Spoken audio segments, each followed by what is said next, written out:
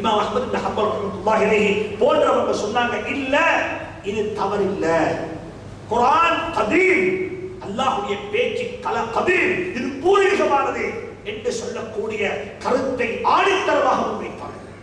இந்த நேரத்தில் இமாம் அஹ்மத் இப்னு ஹம்பல் ரஹ்மத்துல்லாஹி அலைஹி சிறை வைக்கப்பட்டாங்க. சிறைக்குள்ள போறாங்க.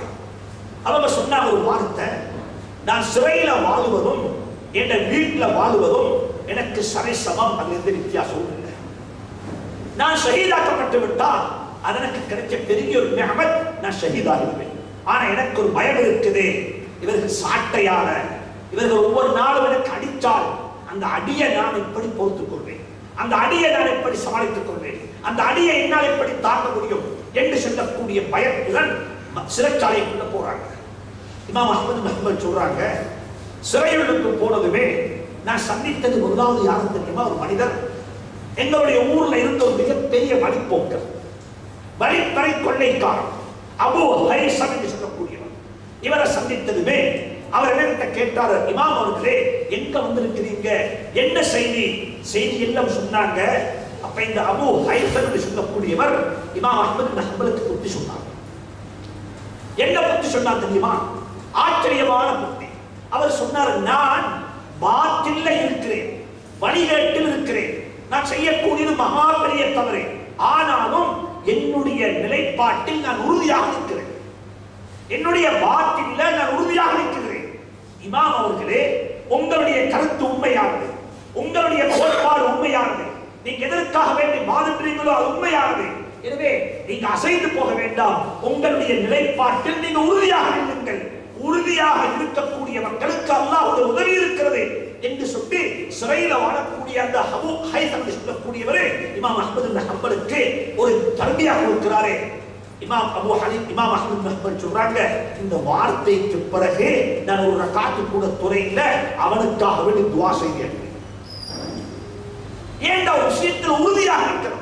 ரமதானுடைய மாதம் வந்துட்டது, நாங்க போயிட்டோம், ரமதான் முடிஞ்சு இல்ல, நாங்க என்ன சொல்றோம்னா, எப்பயுமே இதுல உறுதியாக நிற்க பாருங்க, தொழுகையில உறுதியாக நிற்க பாருங்க, நல்லவைகளை கேட்கறதுல உறுதியாக நிற்க பாருங்க, குர்ஆனுடைய திலாவத்தில் உறுதியாக நிற்க பாருங்க, சதகா தர்மத்திலே நேர்த்திலே பேயிலே உறுதியாக நிற்க பாருங்க, ஹராத்தை சாப்பிட மாட்டோம் என்றதில் உறுதியாக நிற்க பாருங்க.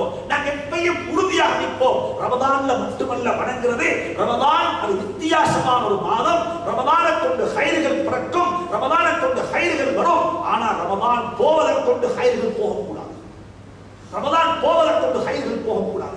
எனவே அன்பான சங்கையான சகோதரர்களே, இஸ்லாம் இருக்கிறதே எப்படிப்பட்ட மார்க்கம் என்று சொன்னால், நான் எங்க வந்தேன் என்று சொன்னால், இஸ்லாம் என்று சொல்லக்கூடியது நாங்களே இஸ்லாத்தை தவறாகத்தான் புரிந்திருக்கிறோம். யாருக்கையாவது கேட்டா இஸ்லாத்தை பிசினஸ்ல கொண்டு வாங்கன்னு கேட்டா, இப்ப ஏதோ ஒரு அளவு புரிந்துட்டாங்க. ஒரு காலம் இருந்துச்சு, இஸ்லாமும் பிசினஸும் இது ரெண்டும் வெவ்வேறு, இஸ்லாத்தை பிசினஸுக்குள்ள கொண்டு வர வேண்டாம், ஃபேமிலி லைஃபை இஸ்லாம் ஆக்கும்போது சொன்னோம். அப்ப சொன்னாங்க, இஸ்லாம் ஃபேமிலி லைஃபா? இல்ல, இஸ்லாம் பள்ளி உள்ளுக்கு, இஸ்லாம் குடும்பத்தில் வர முடியாது. கொஞ்ச காலத்துல சொன்னோம், டூரிசத்தை இஸ்லாமா மாத்துங்கோ. அப்ப கேட்டாங்க, டூரிசம் இஸ்லாமா? இஸ்லாம் என்றது வேற, டூரிசம் என்றது வேற. எனக்கு இப்ப ஞாபகம் இருக்குது, நூறடியால வச்சு ஒரு ஏப்ரல் சீசன்ல ஒரு ஜும்மா ஓதினேன். இந்த ஜும்மாவில் ஒரு கருத்து முன் வைத்தேன். இதெல்லாம் அல்லாஹ் வைத்திருக்கிறான் எங்களுக்கு தான், இதெல்லாம் நாங்கள் தான் அனுபவிக்க வேண்டும். இந்த ஊருக்கு வந்திருக்கிறோம், கொழும்பிலிருந்து, அதாவது சூட்டு பிரதேசத்திலிருந்து ஒரு வருட உழைப்புக்கு பிறகு ஒரு ஓய்வு அரசாங்கத்தால் தந்திருக்கிறாங்க. இந்த ஓய்வை கொண்டாடுவதற்காக வேண்டி குடும்பத்தை அழைத்துக் கொண்டு வந்திருக்கிறோம்.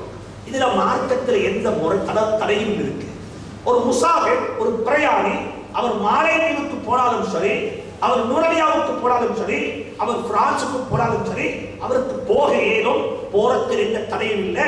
ஆனா அவருக்கு என்று சொல்லி இஸ்லாம் ஒரு முசாஃபிருக்கு என்று சொல்லி 8 வகையான சலுகைகளை கொடுத்திருக்கிறது. 8 வகையான சலுகைகள். தொழுகையை சேர்க்கலாம், தொழுகையை சுருக்கலாம், கிபிலாவை முன்னோக்க தேவையில்லை, தயமம் செய்து கொள்ள முடியும், ஜும்மா அவருக்கு கடமை இல்லை. இப்படியான 8 வகையான சலுகைகளை ஒரு முசாஃபிருக்கு இஸ்லாம் கொடுத்திருக்கிறது. அது ஹஜ்ஜிக்கு போன ஆட்களுக்கு மட்டுமல்ல, உம்ராவுக்கு போன ஆட்களுக்கு மட்டுமல்ல, வியாபாரத்துக்கு போன ஆட்களுக்கு மட்டுமல்ல, ஒரு டூரிஸ்டாக போற ஒருத்தர் அவருக்கும் அது அனுமதி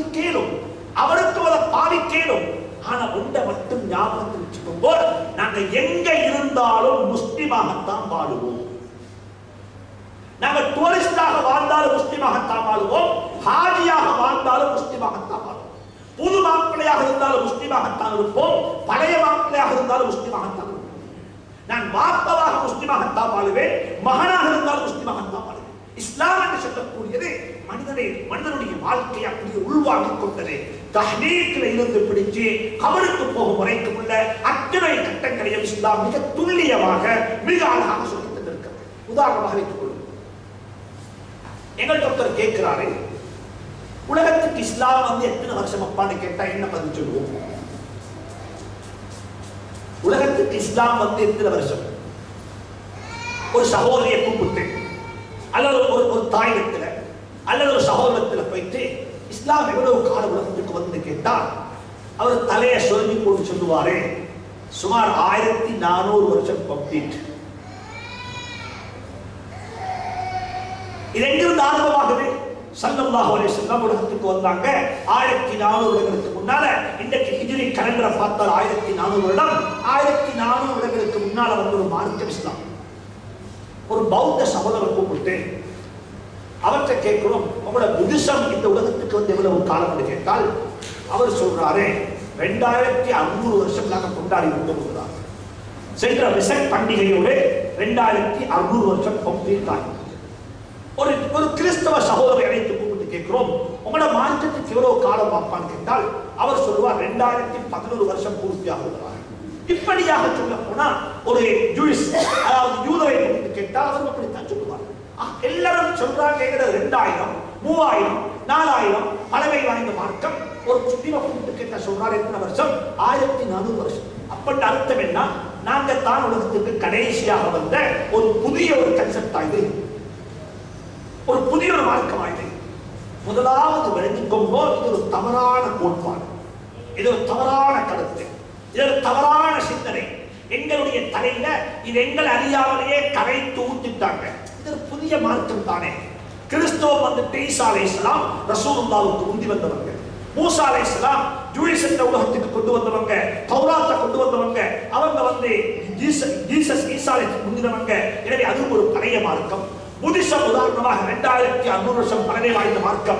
அதே நேரத்தில் இந்த ஹிந்து மதத்தை கொண்டால் அந்த கோட்பாடு மிகவும் 3000, 4000 வருடம் பழமையான கோட்பாடு மார்க்கம். ஆனால் இஸ்லாம் என்று சொல்லக்கூடியது அரபிய தீபகற்பத்தில் உருவான வெளிப்பட்ட ஒரு மார்க்கம். 1500 வருடங்களை குறித்து பூர்த்தியாகவில்லையே என்று சொல்லக்கூடிய ஒரு மார்க்கம் தானே என்று எங்கள்கிட்ட யாராவது சொன்னா குறைஞ்சபட்சம் வாயால ஒன்றும் பேசாவிட்டாலும் மௌனமாக இருந்து விட்டு தெரிவித்து வந்துடுவோம். நான் சொல்றேன் இந்த குர்ஆன் சொல்லுது, உலகத்துக்கு ஆதம் அலைஹிஸ்ஸலாம் முஸ்லிமாகத்தான் பிறந்தார். உலகத்தில் ஆதம் அலைஹிஸ்ஸலாம் இஸ்லாத்தை தான் அறிமுகப்படுத்தினார். ஈசா அலைஹிஸ்ஸலாம் உலகத்தில் முஸ்லிமாகத்தான் வாழ்ந்தார். இப்ராஹிம் அலைஹிஸ்ஸலாம் உலகத்தில் முஸ்லிமாகத்தான் வாழ்ந்தார். நூஹ் அலைஹிஸ்ஸலாம் உலகத்தில் முஸ்லிமாகத்தான் வாழ்ந்தார். அல்லாஹ்விடத்துல இப்ராஹிம் அலைஹிஸ்ஸலாம் துஆ கேக்குறாங்க. காபத்துல்லாஹ் எல்லாம் கட்டி முடிச்சிட்டு அல்லாஹ்விடத்துல பிரார்த்தனை செய்றாங்க ஒரு துஆ.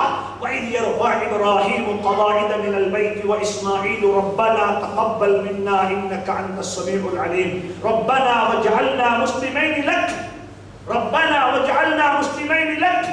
இப்ராஹிம் அலைஹிஸ்ஸலாம் அல்லாஹ்ட்ட கேக்குறாங்க, யா அல்லாஹ் என்னையும் என் சந்ததியையும் என்னையும் என் மகன் இஸ்மாஈலையும் இந்த உலகத்தில் முஸ்லிமாக வாழ வைப்பாயாக. யூசுப் அலைஹிஸ்ஸலாத்து வஸலாம் உலகத்துக்கு எகானமி, உலகத்துக்கு பொருளாதாரத்தை அறிமுகப்படுத்தியவர்.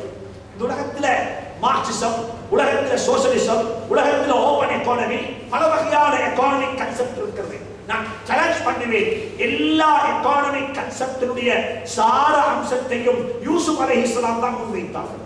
எப்படிப்பட்ட எகானமி உலகத்தில் கட்டி எழுப்பப்பட வேண்டும், ரிசோர்ஸ் எப்படி பாதுகாக்கப்பட வேண்டும், கிரியேஷன் ஆஃப் தி ஜாப் எப்படி ஜாப் உருவாக்க வேண்டும், மக்கள் சும்மா சாப்பிடக்கூடாது, இவைகள் அனைத்தையும் யூசுப் அலைஹிஸ்ஸலாத்து வஸலாம் தன்னுடைய எகானமிக் கான்செப்ட்ல முன்வைச்சாங்க.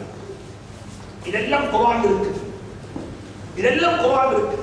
சும்மா சாப்பிடக்கூடாது, உழைத்து சாப்பிட வேண்டும். சும்மா சாப்பிடுவதன் காரணமாக உலகத்துக்கு ஏற்படக்கூடிய நஷ்டம் என்ன, இவைகளை பற்றி எல்லாம் யூசுப் அலைஹிஸ்ஸலாம் அழகா பேசினாங்க. உலகத்தில் யூசுப் அலைஹிஸ்ஸலாம் ஆட்சி செய்துவிட்டு மௌத்தாக போறாங்க, கடைசி கட்டத்தில் இருக்கிறாங்க. அல்லாஹ்விடத்துல துஆ கேட்கிறாங்க. ربي قد آتيتني من الملك وعلمتني من تعويل الأحاديث فاطر السماوات والأرض أنت ولي في الدنيا والآخرة توفني مسلما. يا الله என்ன ஒரு முஸ்லிமாக உண்டாக்குவாயா, என்ன ஒரு முஸ்லிமாக உண்டாக்குவாயா. சுருக்கமாக சொல்ல போனால் உலகத்தில் ஸல்லல்லாஹு அலைஹி வஸல்லம் அவர்களுடைய வருகையை கொண்டு இஸ்லாம் பூர்த்தி செய்யப்பட்டு விட்டது. اليوم اكملت لكم دينكم واتممت عليكم نعمتي. அல்லாஹ் மிக தெளிவாக சொல்லிட்டான், நபியினுடைய வருகையை கொண்டு ஸல்லல்லாஹு அலைஹி வருகையை கொண்டு இஸ்லாம் பூர்த்தி செய்யப்பட்டு விட்டது, இக்மால் செய்யப்பட்டு விட்டது, இத்மாம் செய்யப்பட்டு விட்டது என்று சொல்லக்கூடிய கருத்தை குர்ஆன் மிக தெளிவாக சுட்டிக்காட்டுகிறது. உலகத்தில் ஆதம் அலைஹிஸ்ஸலாம் தொடக்கம் ஸல்லல்லாஹு அலைஹி வஸல்லம் வரைக்கும் வந்த அத்துணை நபிமார்களும் இஸ்லாத்துக்குள்ள தான் வந்தார்கள், முஸ்லிம்களாகத்தான் வாழ்ந்தார்கள், இஸ்லாத்தின் பக்கம் தான் அழைப்பு கொடுத்தார்கள். வமா உமிரு இல்லா லியஅபுதுல்லாஹ முஹ்லிஸீன லஹுத்தீன. அல்லாஹ் குர்ஆனில் மிக தெளிவாக சொல்லிவிட்டார், ஒரே ஏகத்துவத்தின் பக்கமாக, ரிசாலத்தின் பக்கமாக, ஆகிரத்தின் பக்கமாகத்தான் நாம் உலகத்தில் வாழக்கூடிய அத்துணை மக்களையும் அழைத்திருக்கிறோம், தாவத்து கொடுத்தோம் என்று சொல்லக்கூடிய கருத்தை குர்ஆன் மிக தெளிவாக சொல்லியிருக்கிறது. இரண்டாவது, இஸ்லாத்தை பற்றி தப்பாக புரிந்து கொண்டது என்ன ஒன்று இருக்கிறது. இந்த கருத்தை நான் முன்வைக்கிறேன். இது ஆச்சரியமான கருத்து இல்லை. இந்த உலகத்தில் பொதுவாக யார் எடுத்துக்கொண்டாலும் எப்பயும் பேசுவாங்க, இது தீன், இது துனியா, இது துனியாவுடைய கல்வி, இது தீனுடைய கல்வி. ஒருத்தர் பள்ளிக்கு போறார், அவரை பார்த்து சொல்லுவாங்க மாஷா அல்லாஹ் இவர் தீனுக்காக வேண்டி போறாரு. ஒருவர் மீன் பிடிப்பதற்காக வேண்டி வலை எடுத்துக்கொண்டு தோணியில போறாரு, போட்ல போறாரு, வெள்ளத்துல போறாரு, அவரை பார்த்து சொல்லுவோம் இவர் துனியாவுக்காக வேண்டி போறாரு. ஒருத்தர் சைனாவுக்கு போறாரு வியாபாரத்துல, அவரை பார்த்து சொல்லுவோம் இவர் என்ன செய்யறா துனியாவை சம்பாதிக்க போறாரு. இன்னொருத்தர் போறாரு ஹஜ்ஜுக்கு போறாரு, ஆயத்தமாக போறாரு, நாங்க சொல்லுவோம் இவர் தீனுக்காக வேண்டி போறாரு சொல்லி. அன்பான சங்கையான சகோதரர்களே, பெரியார்களே, தாய்மார்களே, சகோதரர்களே, ஒரு தாய் ரமதானுடைய மாதத்துல உம்ராவுக்கு போறாங்க, ஆயத்தமாகி ஹஜ்ஜுக்கு உம்ராவுக்கு ஆயத்தமாக உம்ராவுக்கு போறா. எல்லாரும் சொல்லுவாங்க இந்த பெண் பாக்கியம் படைத்த பெண், மாஷா அல்லாஹ் உம்ராவுக்கு போறா. ஒரு பெண் பார்த்தா உம்ராவுக்கு போறதுக்கு எல்லா வசதியும் இருக்குது, ஆனா ஏண்ட பராமரிப்புல 4 பிள்ளைகள் இருக்கிறாங்க, இந்த பிள்ளைகளை பராமரிக்கிறது, பாதுகாக்கிறது, தர்பியா செய்வது ஏண்ட பொறுப்பு, எனவே எனக்கு சுன்னத்தான உம்ரா தேவையில்லை, நான் இதை இருந்து கொண்டு இந்த பிள்ளையை பராமரிக்க போறேன் என்று சொன்னா அந்த பெண்ணை பார்த்து சொல்லுவாங்க நசீப் இல்லாத ஒரு பெண் என்று சொல்லி மக்கள் பார்ப்பாங்க. நான் கேட்கிறேன், உலகத்தை 2ஆக பிரித்தது யாரு? தீன் துனியான்னு பிரித்தது யாரு? மதரசாவில் படிக்கக்கூடிய பாடத்தை தீனுடைய பாடம் என்றும், பல்கலைக்கழகத்தில் படிக்கக்கூடிய பாடத்தை துனியாவுடைய பாடம் என்றும் பிரித்து காட்டுவது யார்? இந்த பிரிவினை உருவாக்குவது யார்? முதலாவது விளங்கிக்கொண்டோ, இந்த பிரிவினை இஸ்லாத்துக்கு முரணானது. இந்த பிரிவினையை இஸ்லாம் அறிமுகப்படுத்தல, இந்த பிரிவினையை இஸ்லாம் காட்டித்தர இல்லை. இந்த பிரிவினை எங்களுக்கு வேற ஒருவரின் மூலமாக, வேற சிலரின் மூலமாக எங்களுக்கு பிரித்து காட்டப்பட்டது. ஞாபகத்தில் வச்சுக்கோங்க, இமாம் ஷாஃபி ரஹ்மத்துல்லாஹி அலைஹி எந்த பல்கலைக்கழகத்தில் படித்தார்களோ அதே பல்கலைக்கழகத்தில் தான் வைத்தியத் துறையில் இருந்தது, அதே பல்கலைக்கழகத்தில் தான் இன்ஜினியரிங் துறையில் இருந்தது, அதே பல்கலைக்கழகத்தில் தான் இமாம் ஷாஃபி ரஹ்மத்துல்லாஹி அலைஹி போன்றவங்க மார்க்கத்தையும் படித்தார்கள், ஷரியத்தையும் படித்தார்கள், தீனையும் படித்தார்கள். ஒன்று சொல்றேன், விளங்கிக்கும் அன்பான சகோதரர்களே, உலகத்தில் 2 கன்செப்ட் இல்ல, உலகத்தில் எல்லாமே தீன் தான், எல்லாமே தீன் தான், எல்லாமே தீன் தான். வியாபாரம் செய்கிறேன் ஹலாலான முறையில் அது தீனாக இருக்கும், குடும்பம் நடத்துகிறேன் ஹலாலான முறையில் அது தீனாக இருக்கும், பள்ளிக்கு போறேன் ஹலாலான முறையில நபி தொழுது போல ஸல்லல்லாஹு அலைஹி வஸல்லம் காட்டி தந்தது போல வணங்க போகிறேன், அது தீனாக இருக்கும். வியாபாரம் செய்ய போகிறேன், யாவரத்திலையும் போய் தலை செய்யக்கூடாது, கை நீட்டக்கூடாது, தலையை செய்யக்கூடாது என்பதற்காக வேண்டி ஹலாலான உணவு தேட போகிறேன், இதுவும் தீனாக இருக்கும். எனவே அன்பான சங்கையான சகோதரர்களே, அன்பான பிரியார்களே, இஸ்லாத்தை ஒன்றாவது புரிந்து கொண்டோம். நான் எந்த துறையில இருக்கிறேனோ அந்த துறையை எப்படி இஸ்லாமாக மாற்றேன், நான் எந்த துறையில் இருக்கிறேனோ இந்த துறையை நான் எப்படி இஸ்லாமாக மாற்றேன். எல்லாருக்கும் தெரிஞ்ச ஒரு செய்தித்தான், உங்களுக்கு விளங்கிக் கொள்ள சொல்கிறேன். நான் நினைக்கிறேன் அதிகமானவருக்கு புரியும் என்று சொல்லி. பாகிஸ்தான் டீம்ல இருந்தாரு ஒரு பிளேயர், ஒரு கிரிக்கெட் பிளேயர், எல்லாருக்கும் தெரியும் சயீத் அன்வர். ஒரு நல்ல குடும்பத்தில் பிறந்தவர். ஆனாலும் அந்த துறையில போனாரு, துறையில முன்னேறினாரு. அல்லாஹ் சுப்ஹானஹு வ தஆலா சில கட்டங்கள்ல சில மக்களுக்கு நேர் வழியை நாடுவான், ஹிதாயத்தை நாடுவான், வழியை காட்ட விரும்புவான். இப்ப சில கட்டங்கள்ல சில கஷ்டங்களை கொடுப்பான். وَلَنُذِيقَنَّهُم مِّنَ الْعَذَابِ الْأَدْنَىٰ دُونَ الْعَذَابِ الْأَكْبَرِ لَعَلَّهُمْ يَرْجِعُونَ. அல்லாஹ் சொல்றான், சில கட்டங்கள்ல சில ஷாக், சில கஷ்டங்களை உனக்கு தருவேன், நீ பலசி பக்கமாக திரும்பி வர வேண்டும் என்பதற்காக. وَلَنُذِيقَنَّهُم مِّنَ الْعَذَابِ الْأَدْنَىٰ دُونَ الْعَذَابِ الْأَكْبَرِ لَعَلَّهُمْ يَرْجِعُونَ. மௌத் என்று சொல்லக்கூடிய ஒன்று வந்து, சக்கராத் என்று சொல்லக்கூடிய ஒன்று வந்து, உங்களுக்கு மௌத் வருவதற்கு முன்னால நான் வாழ்க்கையில சில கஷ்டங்களை தருவேன், இந்த கஷ்டங்கள் இருக்குன்னு சொன்னா நீங்க என் பக்கம் திரும்பி வரணும் என்பதற்காக. சயீத் அன்வர் ஒரு கட்டத்தில் சொல்றாரு, நான் ஒரு வழியில போய் கொண்டிருந்தேன், அந்த வழி என்ன வழி எனக்கே தெரியாது. ஆனா அல்லாஹ் இன்னொரு கட்டத்தில் சோதித்தான். என்னுடைய அன்பு மகள், அன்பு குழந்தை திடீரென்று மூத்தாகிவிட்டார். அந்த குழந்தை கபருக்குள்ள வைத்தால் அன்றைக்கு என்ற வாழ்க்கையில் மாற்றம் வந்துச்சு. இந்த மாற்றத்தினுடைய பிரதிபலிப்பு என்ன தெரியுமா?